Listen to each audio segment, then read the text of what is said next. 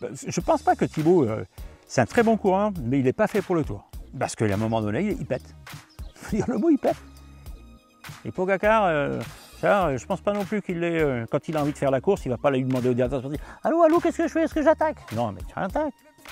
Il y avait TF1 qui voulait monter une équipe parce qu'il n'avait pas eu les droits de télévision pour le Tour. Et M. Bouygues, le père Bouygues, m'a invité à venir chez lui à côté de Saint-Malo. Là. Il me dit je veux que vous me montiez la plus grosse équipe qui existe. Budget illimité.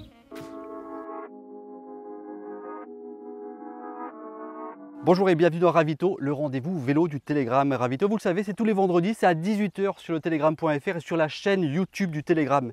C'est le 20e numéro de Ravito et on est à Calorguin. Calorguin, c'est chez Bernard Hinault. Et oui, rendez-vous exceptionnel aujourd'hui puisque on est chez Bernard Hinault. Bernard Hinault, bonjour. Bonjour. Ça va bien? Oui, assieds-toi. Merci. On est à 3 semaines du départ du Tour de France déjà. Ouais, ça va vite. Ça va très vite. Est-ce que, on rentre dans le vif du sujet tout de suite, Bernard, est-ce que tu vois un coureur français capable de te succéder? Ta dernière victoire, c'était en 1985, donc ça remonte. C'est très très loin. Et c'est dommage qu'on n'ait pas eu encore, mais je pense qu'on n'a pas le coureur avec les capacités pour gagner le Tour de France. Il faut être honnête. Quand on voit ce que l'on a en face, les Pogacar, Bernal s'il revient dans de bonnes conditions, Carapace, il y a plein de coureurs qui sont là, Roglic, même s'il est un peu vieux, je pense qu'on n'a malheureusement pas le coureur qui est capable de faire et la montagne et les contre-la-montre. Et c'est ça qui fait qu'on ne peut pas gagner le Tour de France. Il n'y aura pas de vainqueur français du Tour de France en 2022? Sur ce que je vois aujourd'hui, non. Je ne vois pas comment d'ailleurs il pourrait. On a de très bons coureurs, mais si moi je suis à la place du directeur sportif, je n'essaye pas de jouer la victoire sur le Tour, je joue des étapes. Je joue à l'occasion un maillot vert, si j'ai un beau sprinter, un grimpeur, mais maillot jaune, je ne vois pas comment il pourrait le faire. Ces dernières années, pourtant on a vu, il y a Romain Bardet qui a fait podium du Tour de France, Thibaut Pinot aussi a fait podium sur le Tour de France. Est-ce qu'à ces moments-là, tu as pensé qu'ils pouvaient gagner le Tour de France ou pas? Non, parce que ceux qui étaient devant étaient encore plus forts qu'eux. Donc tu dis, ok, la seule fois où Bardet pouvait gagner, c'est dans l'étape de Saint-Gervais, sous la pluie, où Froome s'est cassé la figure, et s'il ne se remonte pas sur son vélo, qui c'est qui gagne? C'est Bardet. C'est le seul moyen de pouvoir gagner le Tour, c'était de taper dedans dans les endroits où c'est un peu dangereux, prendre des risques, au risque de tout perdre soi-même, mais de faire prendre beaucoup de risques aussi à ses concurrents qui, à l'occasion, peuvent y laisser la victoire là. Mais Bernard, en 2019, Thibaut Pinot était tout près du maillot jaune, tout le monde pensait qu'il allait gagner le Tour de France, pas toi? Non, je ne pense pas que Thibaut... c'est un très bon coureur, mais il n'est pas fait pour le Tour. Pourquoi? Parce qu'à un moment donné, il pète. Il faut dire le mot, il pète. On l'a vu plusieurs fois. Je pense que c'est plus un coureur pour aller chercher des étapes, bien sûr, des classiques. Quand il a gagné le Tour de Lombardie, c'était pas n'importe lequel. Et je crois qu'il a plus ses capacités, parce que c'est un puncher, mais dès que c'est un peu plus long, on le voit qu'il est en difficulté. Qu'est-ce qui leur manque alors aux coureurs français pour... On n'a peut-être pas le coureur avec des aptitudes physiques qui est hors norme. Quand on regarde Pogacar, quand on regarde Evenepoel, ils sont très jeunes. Et c'est déjà des vraies motos, quoi. Alors, ce qui serait intéressant, c'est d'avoir les capacités physiologiques. Qu'est-ce qu'ils ont de particulier qui fait qu'ils sont au-dessus? Est-ce qu'ils ont des grosses VO2 max? Est-ce qu'ils ont une puissance phénoménale? C'est tout ça qu'il faut savoir. Et à partir de là, on peut comparer. Les Français sont quand même pas plus mauvais que les autres, comme ça? Ils ne sont pas plus mauvais, non. Mais si on veut comparer avec des motos, à l'occasion, c'est des 750 cm3 et les autres, c'est des 1000. On fait quoi? Il y a 2-3 ans, on pensait que Julien Lafilippe allait jouer le général sur le Tour de France. Julien, il ne peut pas gagner le Tour, il faut être logique. On l'a vu dans la montagne quand il y a eu l'étape où il y a eu le gros orage. Et il l'a dit après, si ce jour-là, il n'y a pas l'orage, je ne fais pas 5e du Tour de France. Je finis à 15 minutes ce jour-là. Il est capable de se battre, c'est un guerrier. C'est ça qui est dommage, c'est qu'il lui manque ce petit truc en montagne, en haute montagne, qui lui permettrait à l'occasion de jouer le classement général. Il faudra attendre combien de temps avant de trouver ton successeur alors, Bernard? On n'en sait rien. On n'en sait rien, c'est peut-être un enfant qui naît aujourd'hui. J'espère que je le verrai avant de mourir quand même. Mais on a des bons jeunes, il ne faut pas croire. Mais bon, est-ce qu'il faut rester en France? Est-ce qu'il ne faut pas aller voir à l'étranger parce que les méthodes sont un peu plus dures? Là, on a le petit Martinez qui est arrivé, là, qui a 18 ans. Mais c'est peut-être ça, hein. Mais il faut qu'il progresse et on verra bien. Qu'attendent les Français alors sur ce Tour de France 2022 à ton avis? Qu'est-ce qu'il faut qu'ils visent? Des étapes qui se fassent plaisir. Celui qui va gagner le 14 juillet à l'Alpe d'Huez, si c'est un Français, c'est un dieu. Une étape que tu connais? Que je connais, c'est pour ça que je peux en parler. Mais il faut qu'il le gagne, quoi. On se rappellera toujours que Virenque, il a gagné le 14 juillet à Saint-Flour. Et quand le speaker du Tour de France fait les commentaires, il a gagné à tel endroit. Est-ce qu'il va dire s'il a fait 4e ou 5e du Tour de France? Non. Donc ça ne sert à rien de viser un top 5 sur le Tour de France? Je crois pas. Moi, ça me fait mal au cœur d'entendre des gens qui te disent « Ah, moi, je viens pour faire un top 5 ». Ça veut dire qu'il ne veut pas gagner. Si moi, je suis au départ, je viens pour gagner. Peut-être qu'il est conscient de ses limites aussi, non? Mais alors, tu dis rien. Tu dis rien. Tu dis « Je viens pour faire la course et on verra bien le résultat ». Mais si dans ta tête, tu commences à te dire « Je viens pour faire un top 5 », tu vas faire un top 5. Ça n'a pas de valeur, un top 5 sur le Tour de France? Non, pour moi, ça n'a pas de valeur. Qui va s'en rappeler dans 10 ans? Si je te demande qui a gagné, qui est le 4e l'année dernière, tu sais? Oui, c'est le coureur d'Agile Laser, je crois. Tu vois? Tu te poses des questions, toi qui es journaliste. Alors le commun des mortels, comment il fait? Alors que s'il avait gagné une étape, ou un Français gagne une étape, ah oui, mais il a gagné à tel endroit, et il a gagné à tel endroit. Donc Pinot, Bardet, Guillaume Martin, c'est tout pour les étapes selon toi? Si moi je suis à la place des directeurs sportifs, je dis amusez-vous, faites-vous plaisir. Faites-vous plaisir, éclatez-vous. Si vous allez perdre, j'en ai rien à foutre. Même à l'occasion, il faut se rappeler ce que faisait Virenque. Dans les étapes de plaine, il perdait 20 minutes. Et après, il avait la liberté. Il n'était plus dangereux pour le classement général, donc il pouvait faire ce qu'il voulait. Et pourquoi il a gagné 7 fois le Grand Prix de la Montagne? Tout simplement parce qu'il a calculé en disant ça ne sert à rien que j'essaye de gagner le Tour de France. Il vaut mieux que je fasse 20 minutes de retard. Et après, dans la montagne, je vais me gagner 1, 2 étapes et surtout le maillot à poids. Et qu'attendent des Bretons?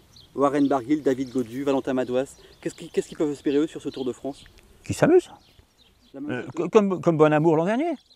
Bonamour, il ne s'est pas posé de questions. Il a dit bon, moi j'y vais dans tous les coups, bang, bang, j'attaque de tous les côtés. Résultat, il a été classé le meilleur attaquant combatif du Tour. Et c'est pas quelqu'un qui va gagner le Tour. Mais on en parle, la preuve c'est qu'on en reparle encore aujourd'hui, on en reparlera encore au départ du Tour en disant l'an dernier ça a été le meilleur attaquant du Tour. Et comment tu expliques, Bernard, qu'un petit pays comme la Slovénie, c'est pas grand la Slovénie. Ils ont 5 coureurs. Ouais, ils dominent autant le cyclisme mondial. Parce qu'ils ont faim. Il faut se rappeler ce que a dit Roglic. Roglic, on lui dit ah oui mais tout le monde commençait à se poser des questions sur pourquoi il y avait 3 coureurs, surtout à l'époque, qui marchaient comme des avions. L'autre il a dit mais si moi je ne vais pas au boulot, si je ne vais pas à l'entraînement, si je ne me bats pas, je crève. Tu as tout compris. Et quand tu entends Pogačar qui dit l'an dernier à l'arrivée du Tour, le vélo, je me fais plaisir, c'est un jeu. Ça veut tout dire pour moi. C'est pas un métier. Et pourquoi il s'éclate? Pourquoi dans l'étape du Grand Bornand, sous la pluie et tout, dans des conditions terribles, il a attaqué à presque à 60 km de l'arrivée? Est-ce qu'il s'est posé des questions? Non. Il a gagné le Tour comme ça. Chez les jeunes, justement, Bernard, lequel t'impressionne le plus? Est-ce que c'est Pogačar qui t'impressionne le plus? Avant, tu disais que tu étais assez séduit par Bernal, je me rappelle, tu disais. Parce qu'il n'y avait pas Pogačar, mais quand on voit le résultat de Pogačar, où il gagne 2 fois le Tour de France, l'an dernier, il l'a maîtrisé là, comme quelqu'un qui avait 10 ans de métier. Il n'a attaqué qu'une seule fois, et après il les a contrôlés. Et puis quand il a voulu jouer, comme dans les Pyrénées, les 2 étapes dans les Pyrénées, pouc, merci monsieur. Il prend la victoire. C'est le coureur qui t'impressionne le plus actuellement? Il y a lui, le petit Evenepoel, qui est quand même pas mal. Van Aert, c'est pas mal non plus. Je pense que si Van Aert, on lui fait perdre 1 ou 2 kilos, 3 kilos, attention les yeux. Hein. Tu penses qu'il peut jouer sur le Tour de France? À quelle étape il a gagné l'an dernier en montagne? Devant tout. Ça veut tout dire. Ça veut tout dire. Hein. C'est que si jamais tu lui fais perdre un peu de poids, juste à la bonne limite, trouver le bon poids, je pense qu'il pourrait être dangereux pour le Tour. Eddy Merckx a dit que Pogačar, justement, était un petit peu le nouveau Merckx. Est-ce que tu es d'accord avec Eddy Merckx? Quand on a fait un petit débat avec Eddy, on se retrouve ça. C'est un guerrier. On le retrouve au printemps, on le retrouve sur les classiques, on le retrouve après sur le Tour, on va le retrouver comme l'an dernier aux Jeux Olympiques, aux Championnats du Monde, placé à chaque fois. C'est quand même pas rien, quoi. Et il a fait encore tout. Il fait une saison entière comme nous, on pouvait le faire Alors qu'il y en a d'autres qui disent ah ben non, on ne peut pas faire ça. Et pourquoi? Pourquoi lui peut le faire et pas vous? C'est le nouveau Hino aussi alors. Peut-être. Il te plaît? Ah moi il me plaît beaucoup parce que dans les réflexions, dans la manière de courir, il ne se panique pas. Il n'a pas une super équipe, il n'a pas une grosse équipe. Mais il s'est tapé le jour où il faut et faire mal, vraiment faire mal. Et à partir de là, il gère. Lors de la première semaine du Tour de France 2022, il y a des pavés. Est-ce que ça peut être un obstacle pour lui? Est-ce que c'est... Non. Non, parce que ce serait aussi un obstacle, à part d'avoir une mauvaise chute ou une connerie. Mais logiquement, non. S'il perd là, je pense qu'il a assez de volonté pour le récupérer ailleurs. Donc ce sera peut-être en montagne ou ailleurs, en sachant quand même qu'il y a la planche de Belleville, il y a le Granon, il y a l'Alpe d'Huez. Il y a pas mal quand même. Hein. Et tu vas s'amuser, si tu es costaud, tu peux lâcher les autres comme tu en as envie. Hein. Et les pavés sur le Tour de France, tu trouves ça bien? Ça fait partie du vélo. Hein. Non mais tu n'aimais pas les pavés de Paris-Roubaix enfin... Non, Paris-Roubaix tout simplement parce que j'avais la crainte de la mauvaise chute qui fait que tu ne peux pas être au départ du tour. Quand tu sais que tu as 90% de chances de gagner le tour, tu ne prends pas de risque sur les pavés.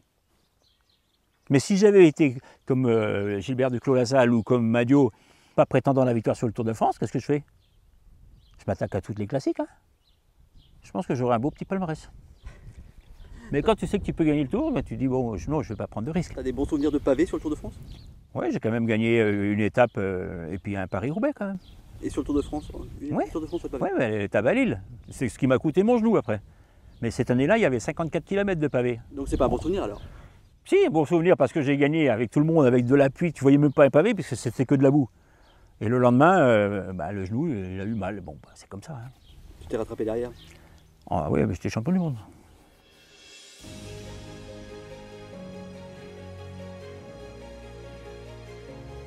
Votre programme avec Trecobat, constructeur de maisons innovantes. L'an dernier, tu nous avais dit que si tu étais directeur sportif, tu mettrais justement le bazar sur le Tour de France. Tu prendrais qui dans ton équipe? Tous ceux qui ont envie de foutre la merde, c'est tout. Je me pose pas de questions. Moi, je dis, tu veux y aller? Tu veux aller au charbon? Tu vas te coucher, mais c'est pas grave. C'est pas grave, je m'en fous. Tu fais 2 jours de bordel, 2 jours de vacances. Du moment que tu n'abandonnes pas, c'est le plus important. J'imagine qu'il y a des coureurs qui te plaisent un petit peu plus que d'autres. Mathieu Van Der Poel, forcément, ça te plaît? Mathieu, oui, même Julien. Julien, il ne se pose pas trop la question. Quand il a envie de faire la course, il fait la course. Hein. Et puis même chez Arqueza, il y a des coureurs. Le petit Bonamour, l'an dernier, il a montré qu'il voulait y aller. BNB, c'est pareil, il y a des coureurs qui vont. Mais si moi je suis le directeur sportif et que je n'ai pas un coureur dans l'échappée, je relance le bordel derrière. Je ne m'occupe pas de savoir s'ils ont... Vous n'êtes pas devant, alors vous allez aller au charbon. Quand vous serez devant, ben après on peut jouer. On peut faire le mort, c'est-à-dire ben, je ne roule pas parce que mon leader est derrière, ou le contraire. Tu vois, tu peux jouer à plein de choses. Ça veut dire que tu t'ennuies des fois à regarder le Tour de France à la télé? Moins là, sur les 2-3 dernières années, parce que tu as eu des coureurs qui ont fait la course. Si tu sais que tu as Pogacar au départ, d'une étape de moyenne montagne, tu dis qu'est-ce qu'il va nous faire? Donc, ça t'intéresse, tu dis merde, est-ce qu'il va attaquer, pas attaquer? Puis finalement, ça passe vite, parce qu'il contrôle la course. Il contrôle la course sans la contrôler de la manière dont Ineos l'avait fait, où vraiment c'est la main mise dessus. T'es plus Van Der Poel ou Van Aert d'ailleurs? Moi j'aime bien les deux. Les deux ont du tempérament. En Belgique, ils ont cette chance actuellement, en Belgique, en Hollande, hein, d'avoir un sacré paquet de coureurs qui marchent bien. Hein. Donc les deux, tu les prends dans ton équipe? Ah bah oui. Je mets le petit Pitchcott avec, c'est pas mal non plus. Tu vois, un Julien. Bon, je mettrais Pogacar quand même, pour gagner quand même. Tu peux pas aller au départ du tour si tu viens pas pour gagner quand même. En français, tu prends Bonamour? Bonamour, Julien. Qui c'est qui est encore Est-ce que tu le mets le petit Godu? Petit Godu, mais je lui donne une autre fonction. Il ferait quoi? Eh ben, d'être là dans la montagne, mais avec 10 minutes de retard par rapport au leader. Et d'aller chercher des victoires. Avec cette équipe-là, Avec Martin, la même chose. Je dis, vous ne vous emmerdez pas avec le classement général, qu'est-ce que ça va vous faire? Avec cette équipe. Mais si vous me gagnez des étapes, ça sera mieux quand même. Hein. Ça t'a jamais traversé l'esprit justement d'être directeur sportif d'une équipe? Ah mais il n'y en a aucun qui va signer avec moi. Pourquoi? Parce que quand tu me demandes de l'argent, moi je veux des résultats. Et il va me dire, mais je ne sais pas, ben moi non plus, je ne sais pas pourquoi je vais te donner de l'argent. Tu comprends? Mais voilà, tu as toute une liste là. Si tu me gagnes tout ça, c'est 10 fois ce que tu me demandes. Mais au moins je sais pourquoi je te le donne. Parce que tu as gagné. Tu aurais été un directeur sportif exigeant du coup alors. Exigeant et dur. Moi, je les engage le 1er janvier, je les vire le 2. Mais non, mais tu définis bien les tâches de chacun et tu dis, voilà, ton rôle, toi, c'est équipier. Toi, c'est leader. Si tu es leader, donc tu dois aller chercher des victoires. Toi, c'est de lui donner un coup de main, je te paye pour ça. On te l'a déjà proposé d'être directeur sportif? Ouais, j'avais une proposition qui était pas mal. J'avais budget illimité il y a 15 ans. C'était où? C'était quoi? C'était en France. Il y avait TF1 qui voulait monter une équipe parce qu'il n'avait pas eu les droits de télévision pour le Tour. Et M. Bouygues, le père Bouygues, m'a invité à venir chez lui à côté de Saint-Malo. Là. Il me dit je veux que vous me montiez la plus grosse équipe qui existe. Budget illimité. Je dis ce ne sera pas moi. Ça t'a pas fait réfléchir? Non, je dis moi, ASO m'a fait confiance quand j'ai quitté. Je ne vais pas aller les quitter pour ça. Premièrement, déjà au mois d'août, c'est trop tard. Donc, s'il y avait un projet, ça ne serait pas pour l'année juste derrière, ce serait pour 2 ans. Le temps de chercher les coureurs, faire les bonnes propositions, monter l'équipe, il te faut 1 an et demi quoi, par rapport au mois d'août. On parle un petit peu des chutes maintenant, Bernard. Il y a eu beaucoup de chutes ces temps-ci. Des chutes chez les pros, Julien Alaphilippe justement, dont tu en parlais, il a fait les frais des chutes à Liège-Bastogne-Liège. Des chutes chez les amateurs aussi, le jour d'une course junior dans les Côtes d'Armor, il y a eu une grosse chute. Beaucoup de coureurs à l'hôpital. Comment tu expliques ces chutes, toi? C'est quoi ton regard sur ces chutes? Est-ce que tu es surpris de voir autant de chutes Non. Déjà, c'est les aménagements routiers qu'il y a. Mais ça, c'était déjà à ton époque, ça? Non, il n'y avait pas autant que ça. Il n'y avait pas les trottoirs, tu vois, des avancées de trottoirs. Il n'y avait pas de rond-point. Je me rappelle d'un coup de gueule de Bernard Hinault en 86. C'est le Tour de France des îlots directionnels, tu avais dit ça, je me rappelle. Oui, mais ça commençait. Ça commençait, mais pendant 10 ans, il n'y en avait pas. Il n'y avait pas d'audagne. Là où c'est le plus dangereux, c'est les avancées de trottoir. Tu vois, tu as une chicane qui est faite. Là, si tu arrives à plein pot, je pense que les oreillettes, ils sont aussi en partie. Et l'autre jour, quand on était au Tour de Bretagne, j'étais avec un kiné d'une équipe étrangère qui dit « Mon coureur, il est toujours en train de regarder son compteur. » Donc, il ne regarde pas la route. Avec des freins qui sont quand même plus puissants. Donc, si tu es en train de regarder « Ah ben, je suis à 500 watts, il ne faut pas que je dépasse. » Parce que le coureur le dit à son kiné. Il dit « Ah ben non, j'étais à 500 watts, mais 500 watts, c'était beaucoup. » Donc, ça veut dire qu'il ne regarde pas la route. Donc la chute est automatique. Le temps qu'il lève les yeux, boum, il est dans le cul de l'autre. Comme les freins sont beaucoup plus secs, quoi, ça accroche beaucoup plus. Les oreillettes, de toute façon, tu as toujours été contre. Hein. Oui. Bah, quand tu as à la Flèche Wallonne, si tu vas à un moment de temps, la route, elle fait 30 mètres de large. Et les chutes, ils sont là. Juste quand on arrive à aller à 500 mètres d'un point clé, parce que tu pars à droite, et là, la route, elle fait plus que 4,50 m de large. Qu'est-ce qu'on fait? Ah, c'est maintenant, faut y aller. Bah oui, mais il n'y a pas la place pour tout le monde, les petits grains. À ton époque, il n'y avait pas d'oreillettes? Bien sûr que non. Tu aurais supporté courir avec des oreillettes? Ah ben non. C'est moi qui fais la course ou c'est l'autre qui est dans la bagnole? Et si on t'avait imposé une oreillette, tu aurais dit quoi? Ben, il aurait été en panne souvent. Non, ça c'est pas envisageable. Avec Guimard, on s'est accroché plusieurs fois. Il me dit qu'est-ce que tu fais? Je dis toi tu t'occupes de ton volant et moi je m'occupe de mon guidon. Hein, on est bien d'accord aujourd'hui. C'est tout. Mais Julien, très souvent l'oreillette, elle dégage. Hein. Il y en a quelques-uns quand ils font la course. Van der Poel, je ne pense pas qu'il ait toujours l'oreillette avec lui. Hein. Van Aert non plus. Comme par hasard. Et Pogacar, je ne pense pas non plus qu'il l'ait. Quand il a envie de faire la course, il ne va pas lui demander au directeur sportif allô, qu'est-ce que je fais? Est-ce que j'attaque? Non, mais tu attaques. Pose pas la question, tu y vas, tu sens que tu as les moyens. C'est pas celui qui est dans la bagnole qui va savoir si tu as les moyens ou tu n'as pas les moyens. Même s'il te dit il faut y aller, mais si tu n'as pas les moyens, tu fais comment? Bah, tu ne peux pas y aller. Et elles servent à quoi ces oreillettes alors? Rien du tout.